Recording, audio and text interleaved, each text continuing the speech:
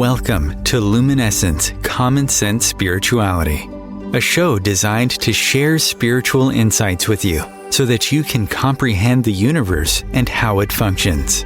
You are about to experience raised consciousness. This is a place where spiritual principles are shared with the goal of assisting you to expand your understanding of both the seen and unseen worlds. Luminescence Common Sense Spirituality helps you to discern the timeless truths handed down from wise sages through the ages, from the airy-fairy nonsense that is being taught today. Now, here is your host, Lynn Wyeth. Welcome to Luminescence Common Sense Spirituality, the radio show that disseminates esoteric knowledge and common sense spirituality. I'm Lynn Wyeth, creator of Namology Science, the ability to know all about a person's personality and the soul's purpose from a person's name. The beautiful inspirational music you just heard is the beginning of the song Shine by Dee L'Amour. You can hear more of her music by visiting DLamour.com. It's DLEMOR.com. And as you know, we always end every show with her fabulous song that's called Shine. And that's how we complete the show because it's just beautiful and you can hear it so many times. It's just wonderful music. She just came out with a new song, so if you haven't gone to her website in a while, you may want to do that. Our topic today is the 12 keys that humans must conquer, with the first being that of making decisions. We're going to discuss some of the first keys and why one leads to another, and how important each one is and why they are called keys. And our special guest today is Joseph John Dewey, better known as J.J. Dewey. Now, J.J. was born in February of 1945 and has been a student and writer of philosophy, metaphysics, and the spiritual path most of his life. He has taught numerous classes and seminars since 1989 on a variety of avant-garde subjects while earning a living with real estate and marketing. Now, Dewey is a prolific author and is best known for his trilogy of books known as the Immortal series, and I'm sure it's more than a trilogy by now. Dewey draws from many true life experiences to create novels that present unique and mystical teachings in a way that captivates the imagination. What is true and what is fiction? That's for the reader to determine. His books consist of The Immortal, books 1 and 2 in one volume, and then the following series. So The Lost Key of the Buddha, The Eternal Words, and it just keeps going. He is such a fabulous writer, and so much of it is absolutely free for you on his website, freeread.com, which is because you get to read it for free. And he has great discussions on there and all kinds of things. I mean, if you really want to get lost in spiritual knowledge, that's the place to go. Mr. Dewey has taught one of the most active discussion groups on the internet for a remarkably long time, now called the Keys of Knowledge. His writings have been collected and archived. Again, go to his website, freeread.com. There, the seeker can find over 5,000 free articles written by him, as well as a number of books. He may hold the record for the most original free articles on the web offered by a single person.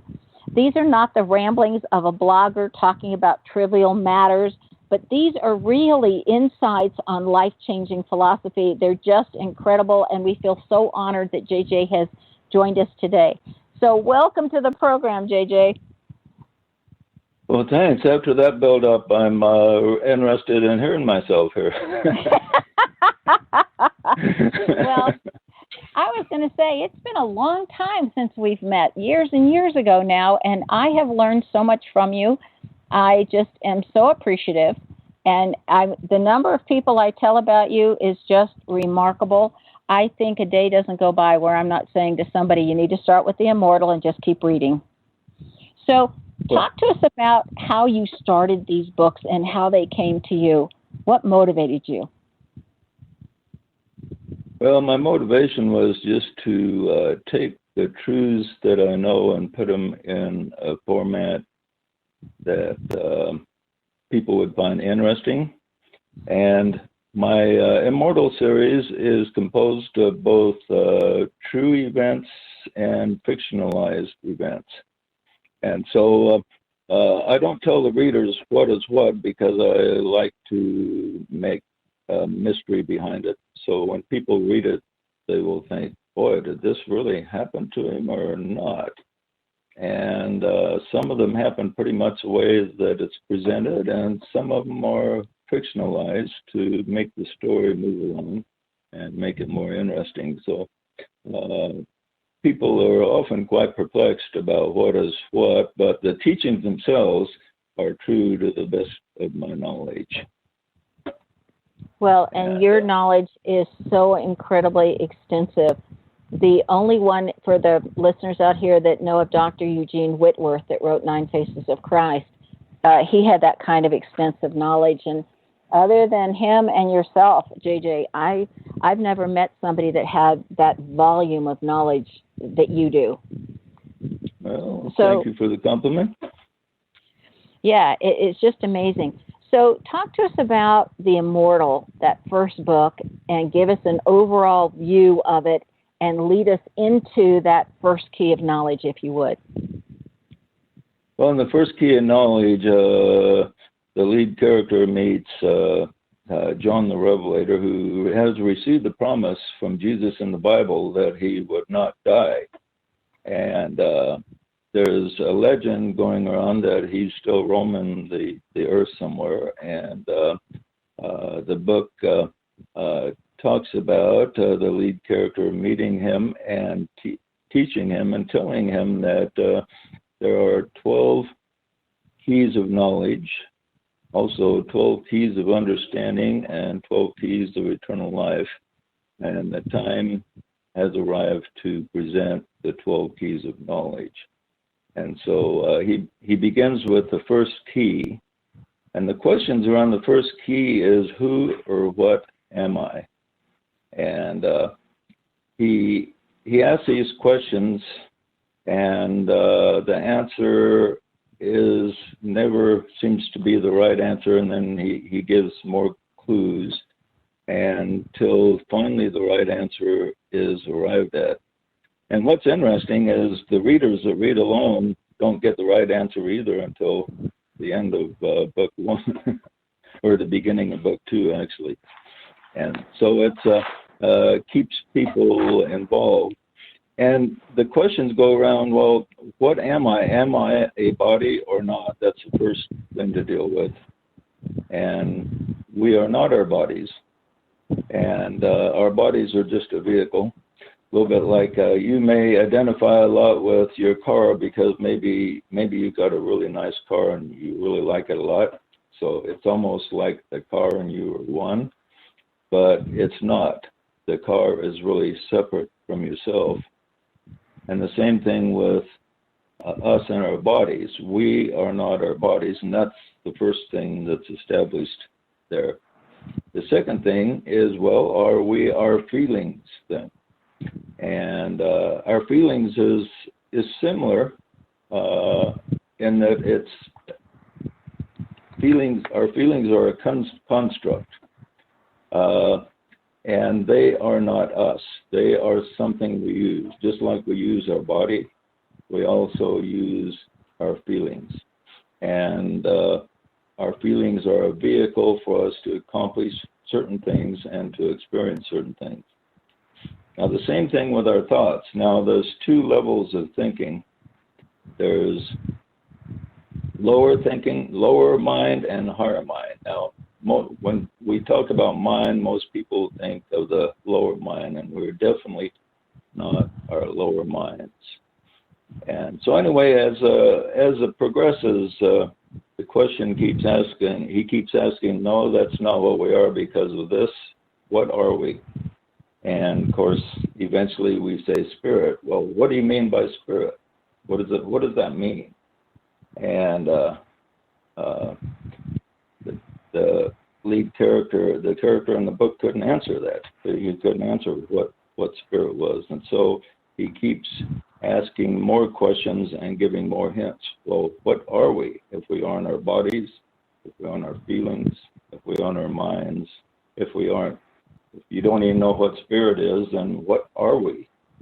And basically the answer finally given was, there is a key word that indicates who and what we are. Now, some people who read the book think the key word is what we are, but it's just an indicator of what we are. And the key word is decision. And what we are is the power behind decision. In other words, that which is within us, which has power to make a decision, is closest to what we can get in our consciousness to what we truly are. And decision is a key word to the first key of knowledge. So that JJ, yeah. With decision being the key word and our ability to make a decision, what about those people that want everybody else to make their decisions for them because they don't want to take responsibility for their decisions?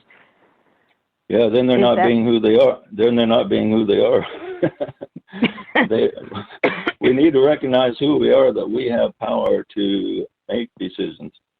And if you do not make decisions for your life, what's going to happen is somebody else is going to be making them for you. So your life is either governed by your decisions or somebody else's decisions.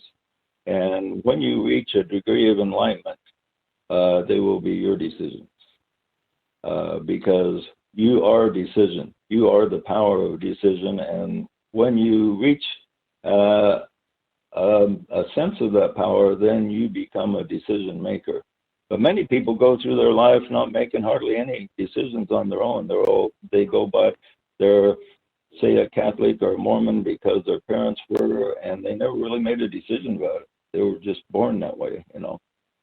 And Republican or Democrat because that's what everybody around them was, so they become that, not because they decided, but somebody else decided for them. And eventually we have to reach that point where we decide. We are the decider. And yeah, I think it's important to be able to make your own decisions. Both of my kids will let anybody know that's listening that they have made all of their own choices and decisions since they were 13. Yeah. And if I was just going to say, if I ever go to take claim that, I made this decision, my daughter will literally let all of us know right away, no, I didn't. That I could have guided her in that direction, but she made the choice. Yeah, it's kids are kind of funny that way, but now there's another interesting thing about decisions. It's actually taught in the Course of Miracles. It says that when we reach a point that we're one with God, the decision becomes so obvious that it's like you're not even making a decision. It's a little bit like if your car is headed toward over a cliff. There's really no decision to be made that you don't want it to go there. Yeah. It's just so obvious. There's no decision necessary. It's just apparent. And that's a really interesting point. I thought that we eventually reach a point to where if we're sensitive enough to higher spiritual energies, the decision becomes really obvious as to the next step we do in life, or the decision between A and B. Once enlightenment is reached, the decisions become much easier and much more obvious, which is kind of interesting. When we're making our own decisions, that would also imply that we have to be responsible for the choices that we've made with the consequences of that choice. Well, that's a really good point, because a lot of people, they make decisions and then say, well, it was somebody else's fault that this went wrong, which Biden is doing right now in Afghanistan. He's trying to get out of it. But people do that all the time in personal lives. If they make a mistake, they don't like to take responsibility, and this is what they must do. And that's one thing I really admired about JFK and the Cuban crisis, was after it was over, he said, it was my decision and I take full responsibility. And I thought, wow, I remember hearing that when I was just a young guy. And it really impressed me. I thought, I've never heard a politician say he's taking responsibility before. I said, really made me admire him. Yeah. Well, isn't the first one or near the first one of the universal laws of the universe is that you are responsible for all of your choices and all of your actions? Yeah, we make our own reality is a common esoteric teaching that's becoming a lot more accepted by people. And it was taught a lot in the Seth books and the Course in Miracles and numerous other books. And teachers are presenting that to us. The Bailey books basically say that too, that they are that their entire world is produced by thought, and we just not our individual thought alone, but the thought of all the life that's here. But all the life that's here has a oneness about it and shares a group mind. And if you can tap into that group mind and understand it, then you can take from that group mind and create a reality for yourself that's desirable. This life for a lot of people is pretty much hell on earth, but it doesn't have to be. It can be changed. And you notice that a lot of people, some people have quite a difficult life, but they're still really cheerful all the time. And other people have a life of ease and they're unhappy all the time. It's just so much of it is the way you look at things.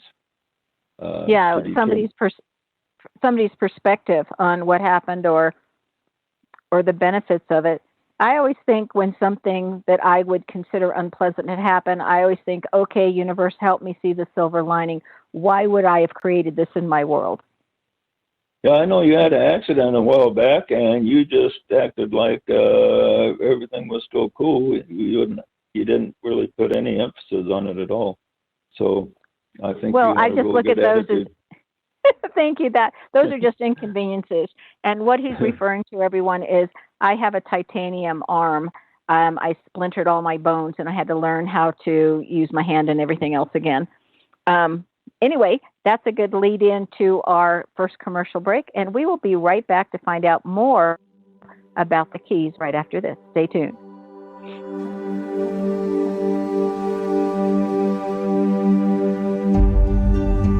Your conscious connection to a more mindful world. OMTimes Radio. IOM FM. OMTimes Magazine is one of the leading online content providers of positivity, wellness, and personal empowerment. A philanthropic organization, their net proceeds are funneled to support worldwide charity initiatives via Humanity Healing International. Through their commitment to creating community and providing conscious content, they aspire to uplift humanity on a global scale. OMTimes, co-creating a more conscious lifestyle. Hello, I'm Sandy Sedgbeer, host of OMTimes Magazine's flagship radio show, What is Going On? My passion is sifting through information, research, and innovations from new thought teachers, speakers, and researchers, pushing back the boundaries of what we know about life, energy, metaphysics, and the universe. I love shifting perceptions about who we are, why we're here, and how quickly impossible becomes normal when we open our minds, expand our awareness, and accept that the only limits that exist are those we place upon ourselves. So if you're the kind of forward-thinking, eager investigator of what lies beyond the current reality that most perceive, why not make a date to come play with me in the field of possibilities at 4 p.m. Pacific Time, 7 p.m. Eastern Time every Thursday, and together we can discover what's really going on. Mark Twain said the two most important days in your life are the day you were born and the day you find out why. The why is hidden in your name. Sharon Lynn Wyeth has created a scientific way of deciphering your name to reveal your contract for this lifetime. And your name even specifies the 7 areas that are subsets of your soul's overall goal. Your name identifies who you are to both yourself and others. What does your name say about you? Contact Sharon Lynn Wyeth at info@knowthename.com for your stunning name review. These are the sounds of a dinner that almost didn't happen. A dinner now served thanks to people like you. Due to COVID-19, 17 million more Americans may face hunger. Feeding America is helping our neighbors in need. And if you're able, you can too. Donations are being accepted at feedingamerica.org/coronavirus. Brought to you by the Ad Council and Feeding America, 200 food banks strong.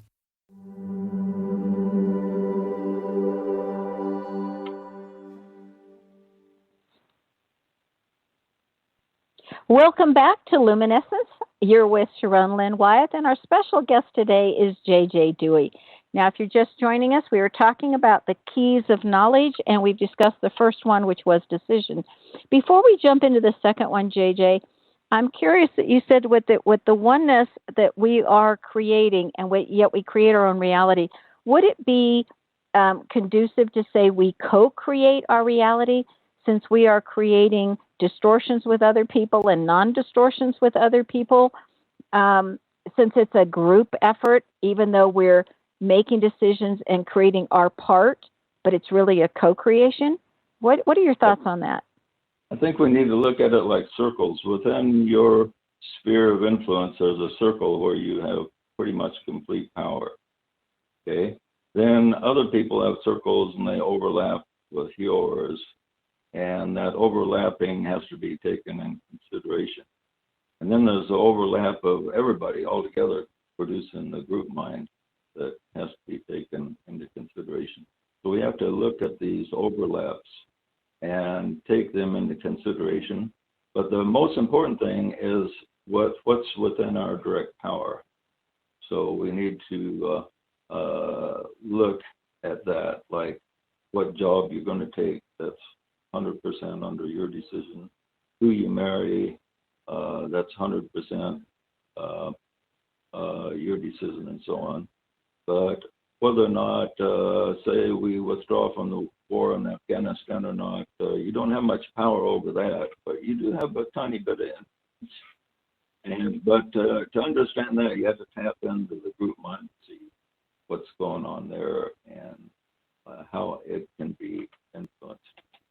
And so that's my basic thoughts on that. You got any additional things there? No, I like how you said that, because I'm thinking of Venn diagrams that we learn in math classes, and as you're talking, I'm seeing this Venn diagram and how it would all scope out. But then I was a math major, so I tend to go to math first. Oh, good. Okay, so would you introduce us to and walk us through the second key, please? Okay, the second key is judgment, and it's a strange word because it has so much negativity associated with it. And it began with, the negativity began with a scripture from Jesus in Matthew 7. It says this: "Judge not, that ye be not judged." And that's all everybody quotes, but then they don't quote the second verse, which is, "With what judgment ye judge, ye shall be judged. For with what measure you mete out, it shall be measured to you again." In other words, he says the law of cause and effect is behind judgment. And if you judge harshly, you will be judged harshly. If you judge generously, then you will be judged generously back. So what we want to avoid, so he's warning people, he's not saying don't judge, but he's saying be careful how you judge. Because if you judge negatively, then negativity will come back to you. If you judge other people as being evil, then other people will look at you and they'll see evil.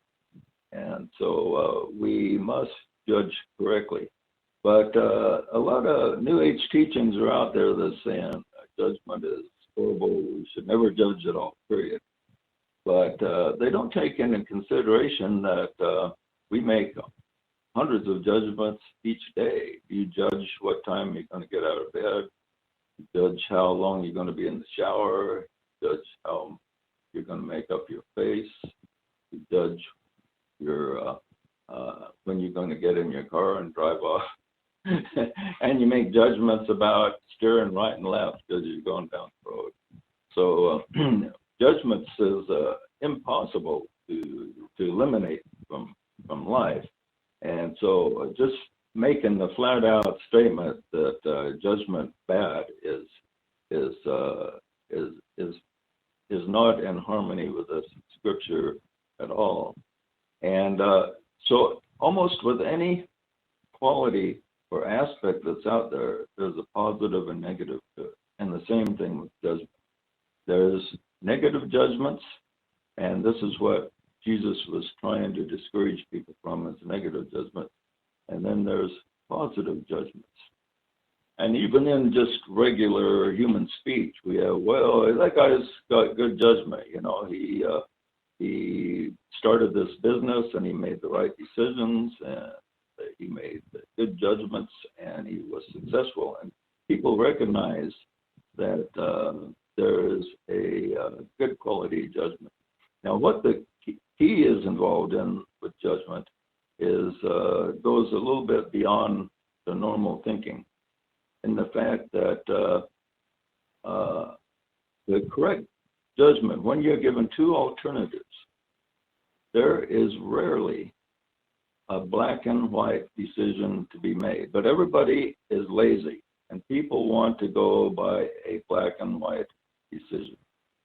For instance, let's take Republicans and Democrats. Republicans good, Democrats bad, or Democrats good, Republicans bad. People are black and white about that, you know.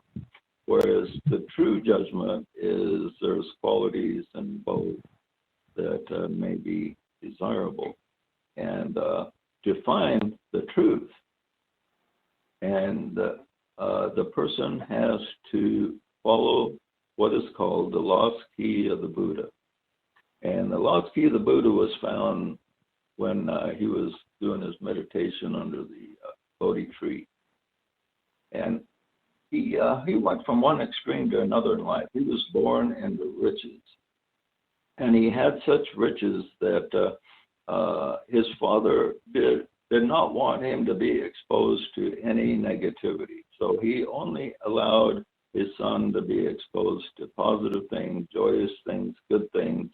He didn't even allow him to see any sick people or crippled people or anybody like that. And so the Buddha was raised thinking he was in a perfect world. And then one day he was able to get outside the gates of the regular palace, and he saw sick people and poor people and people in pain. And he was just greatly disturbed because he did not know that existed. And he says, well, what's the cause of this? So he left his wife and child and father and just took off in a quest. I have to find out why there's such pain in the world. And so he went on the opposite path. Instead of enjoying riches and plenty, he joined up with other monks that told him, hey, the way to enlightenment is to strip yourself, deny yourself of all the things of the world.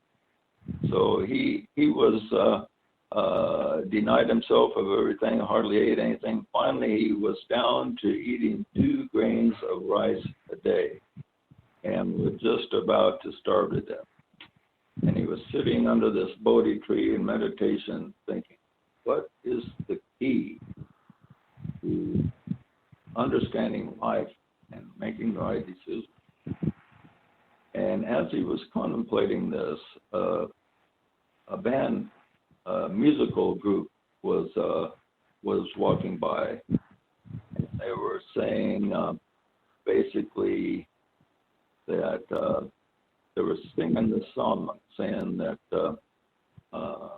neither to the effect that neither extreme is right, either the left or the right or the good and the bad, so to speak, but to tune an instrument, or what they were saying was to tune an instrument. You don't want it to be too tight, the strings to be too tight or too loose, but they have to be tuned just right. Now, when you're tuning a guitar, if you ever played a guitar, you don't want it too loose or too tight. You get the string just right, and then it sounds beautiful. And to recognize So when the string is tuned correctly, takes a judgment. I mean, there's nothing, no bell that goes off in your head when you get it right.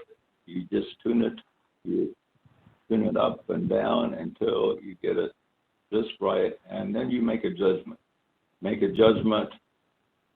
That's it. That's the perfect sound right there. Okay. And when the Buddha heard them saying this chorus to that effect, just a bell went off in his head, and this is where he got his enlightenment. And unfortunately, the Buddhist religion got the message wrong, as they think the middle way is right, pretty much in the middle. But what is the correct point where the judgment will tell you is correct isn't necessarily in the middle. Let's say the string was very loose to begin with. Okay, the correct tune will not be in the middle. You'll have to tighten it quite a bit. Or if it's really tight, you'll have to loosen it quite a bit. It's never just exactly in the middle. It's somewhere between the two extremes. So the correct judgment, when a judgment has to be made, there's an extreme on the right, an extreme on the left, and the correct place where the correct judgment is somewhere in the middle, but it won't be exactly in the middle. It will be sometimes off to the right, off to the left, and it takes a judgment in connection with your inner self to be able to pick that point which is correct. Like, let's talk about Biden, for instance, withdrawing from Afghanistan. There's a way to do it. There's a best way to do it. Well, what is the best way? There's a way that swings to the right, a way that swings to the left, and the best way is somewhere in between that. And apparently we haven't found that yet. But it's there somewhere, and it has been missed. And this often happens, that we miss that point of judgment. Just like you're looking for the perfect mate, for instance. That to find the best mate for you, it will take a judgment. It's maybe somewhere on the extrovert side or the introvert side. Where is the best person for you? And there's no, the thing about judgments in connection with decision is there's no black and white about it. There's no, like, you can't turn a page and say, this is the correct judgment. This is 100% it. You have to look at both sides and then come up in connection with your inner self where the true judgment lies. And it's sometimes quite away from the middle. It may be swinging to the left or swinging to the right, but there's really no black and white way to determine it. No really, like math. Now, you majored in math. The great part about math is 2 + 2 = 4, and you know that's it. And with judgment, it's not that simple. You got to look at the math equation on the right, math equation on the left, and find the right equation that you have to create yourself in the center to find the correct judgment. But well, just to let you know, Jake, that when we took theoretical math in college, it takes 40 pages of proofs to prove why 2 + 2 = 4. I wouldn't be surprised. Every time I say that 2 + 2 = 4 is the obvious truth, I always get somebody arguing with me on that. No, it's not obvious at all, and then they talk about the binary system and different things.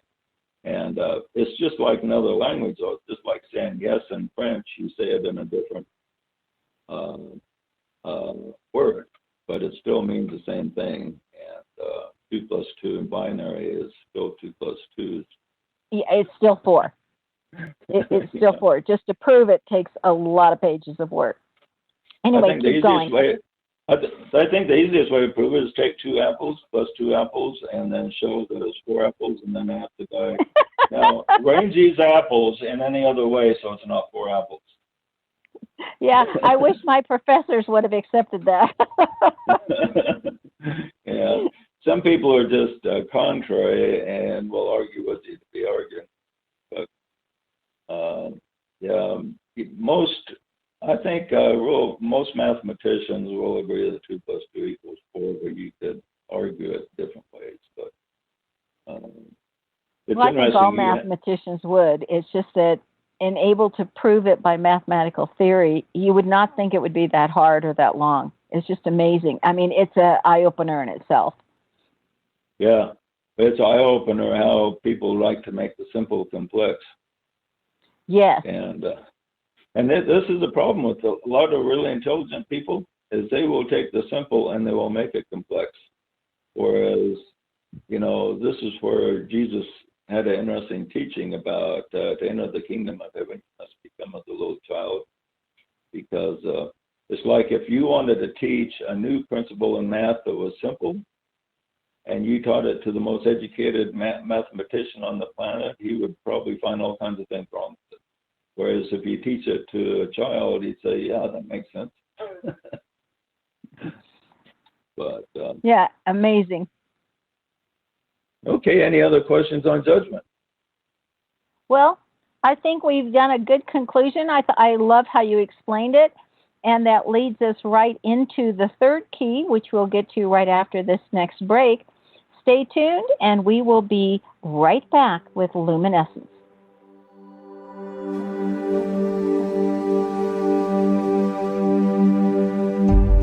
A conscious lifestyle for a mindful life. OMTimes Radio, IOM FM. Host your show on IOM FM, the radio network of OMTimes Media, one of the more recognized brand names in the conscious community, and is backed by the extensive marketing reach of OMTimes. Hosting a show on IOM FM immediately connects you with our extensive dedicated community. Vox Novus, the new voice. Vox Novus, the new dimension. Vox Novus, thought and movement leaders who will share from their experience and offer tools to help us navigate our rapidly changing world. My name is Victor Furman. Join me every Thursday at 8 p.m. Eastern on OMTimes Radio for Vox Novus, the new voice. Are you feeling lost, confused, absolutely clueless?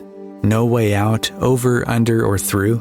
Then it's time to have the Light Keepers, through their conduit, Lynn, Wyeth, guide you by shining their light, illuminating the right path for you. Let Sharon share the wisdom of the ancient masters to guide you on what is coming next for you and to show you the silver lining in your current circumstances. Contact Lynn Wyeth at info@knowthename.com for a joyful, info-packed Light Keepers session. If I could be you, and you could be me, for just 1 hour, if you could find a way to get inside each other's mind, walk a mile in my shoes. Walk a mile in my shoes. Walk a mile in my shoes. We've all felt left out, and for some, that feeling lasts more than a moment. We can change that. Learn how at belongingbeginswithus.org. Brought to you by the Ad Council. Walk a mile in my shoes.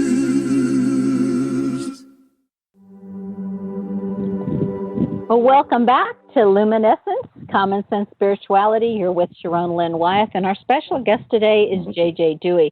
His website is freeread.com. In other words, you get to read stuff for free. So it's freeread.com. And JJ, before we get into this 3rd key, you've got a seminar coming up that you're going to go over all 12 keys. That's in September. Would you tell us about that? Right. It starts September 9th, I think, to the 13th, last 4 days. And it's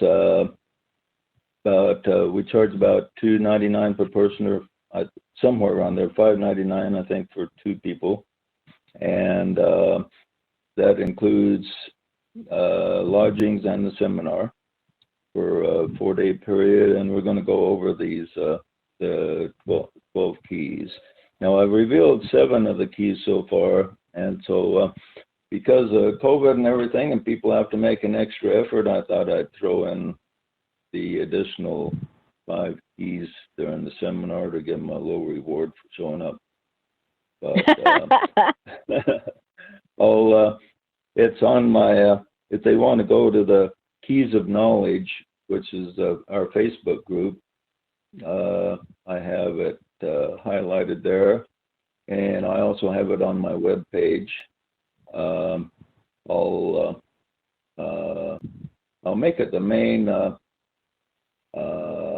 article that comes up, so if people tune in after this, go to the website after the page, they can find information on it.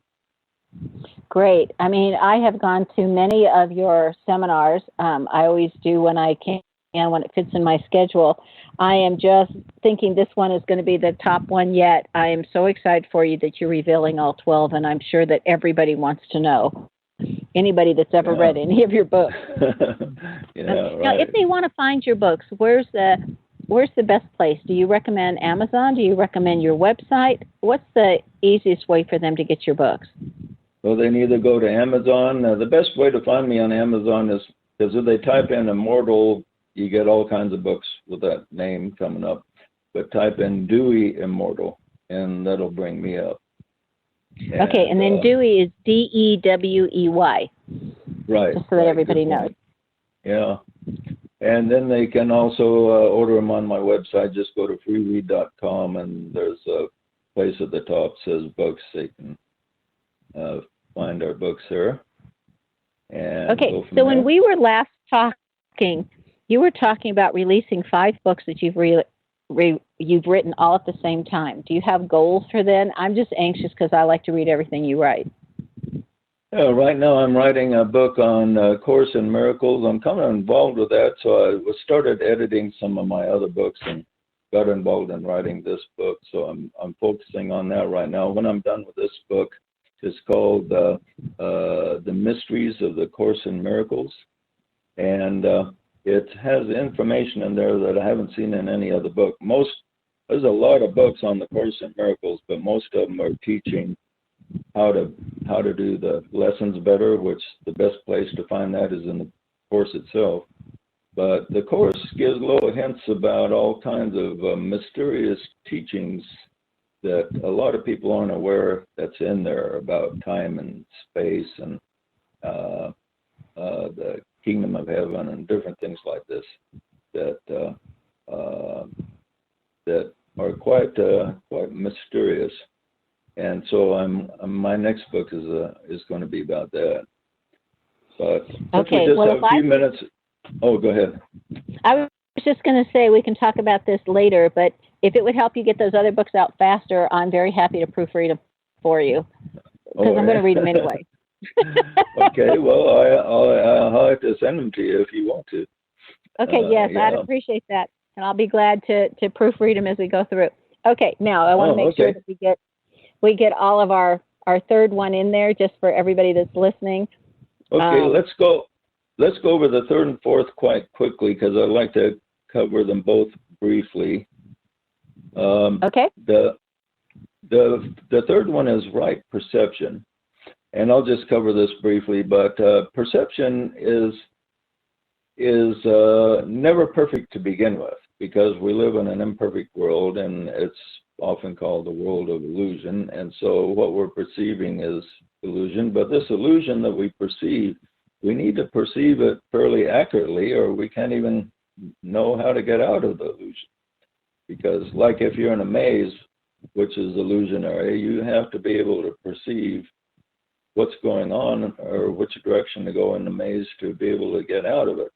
And so we have to perceive correctly. And if you ever watch a court case where 2 eyewitnesses testify of the same event, they will give different accounts, even though they both actually saw the same thing. They saw it in a different way.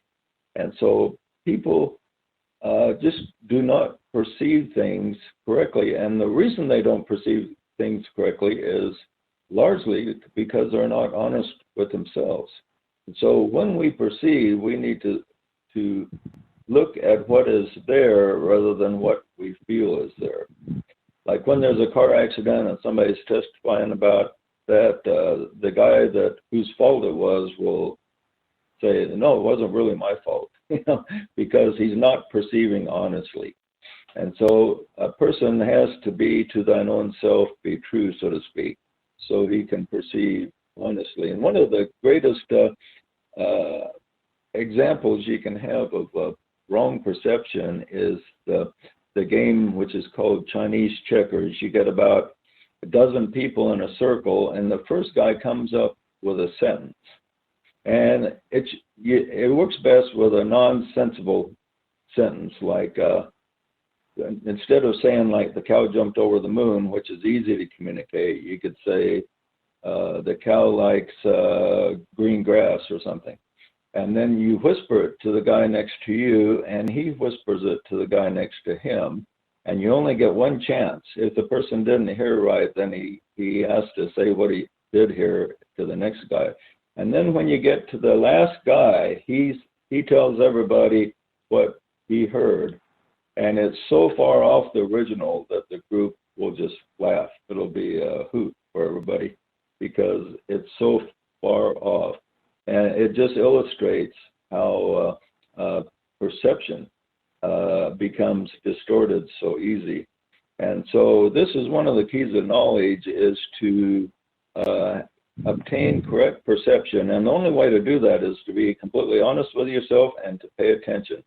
And but a lot of people say perception isn't important, but correct perception is quite important, especially like in conversations.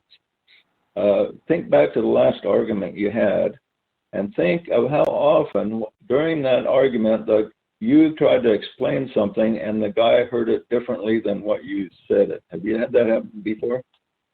Yes, and I think we especially do on texting, when we text people. Oh yeah, even texting where it's black and white what you said, they will interpret it different than it is in black and white sometimes. It's amazing. Because people interpret according to how they feel or how they think you're going to respond.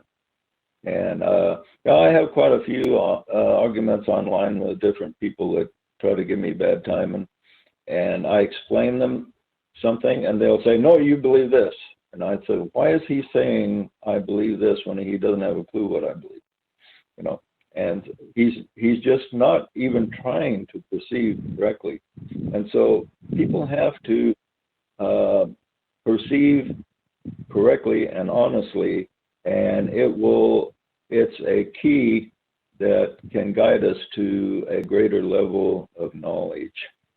And I'll leave it at that unless you have any questions and move on to the next one. Well, you've only got 3 minutes to explain the next one. Oh, okay. The next one is the key to the book of Revelations itself. Now, the word Revelations comes from the Greek word apocalypto, which really doesn't mean revelation. It means to take the cover off. And the people who have translated this word have translated it, they say the most literal translation is the word unveiling. And that's the name of my book on this key, is called The Unveiling. Now, the book of Revelations is completely misunderstood. Everybody thinks it's a prediction of the future. But here's the introduction to the book, says this: Blessed is he that readeth and heareth the words of this prophecy and keepeth the things which are written therein, for the time is at hand. Now, they say the time is at hand. People read this and they think, well, that's all these predictions of disaster, a comet striking the earth, and 1/3 of the waters being poisoned, and all these tremendous disasters. It says the time is at hand. Well, it's been 2,000 years, and the things in the book of Revelations hasn't happened yet. So what does it mean that the time is at hand? And what does it mean that blessed are they that read these words and keepeth them? how can we feel blessed about all these tremendous disasters that's expected from reading the book? And that's because the book is entirely misunderstood. The book is not about the future. The book is about the present. That's why it says the time is at hand. The book is a coded instruction, symbolic instruction as to how to become like Christ and beyond. Okay, we've got to stop right there. And isn't that a heavy one for everybody to think about, that it's not about the future, it's about how to become like Christ. JJ, you're fabulous. I love your work. I think it's obvious I love your work. Thank you so much for joining us. Again, everyone, you can find out more about JJ on his website, freeread.com, F-R-E-E, absolutely free. And then you're reading the books and the materials and the over 5,000 articles. So it's read, READ.com. Next week, we're going to be talking about how to contact your guides and the ones on the other side that are helping you. And our special guest will be Lori McQuarrie. She's coming back again. Again, we're going to always end this show with the music Shine by Dee L'Amour. And you can find out more about her and her latest song that she has just put out, if you haven't gone to her website lately, at DLEMOR.com. Always, it is our absolute joy and pleasure that you've taken your time out of your day to come and listen to us. And this is Sharon Lynn Wyeth signing off.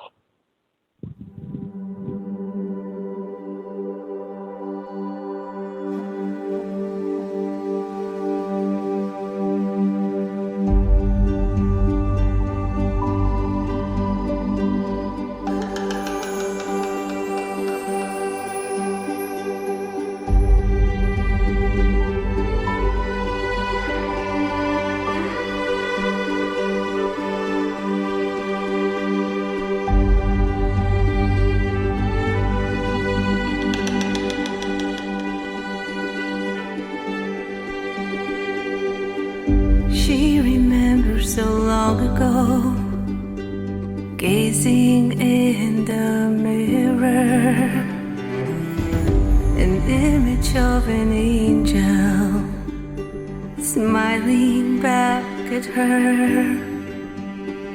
No wounds or imperfections, just beauty and its glow. Her laughter and her heart, a reflection of her soul. And I want to shine like the sun and smile to stop the rain. And I want to dance with the wind and believe in dreams again.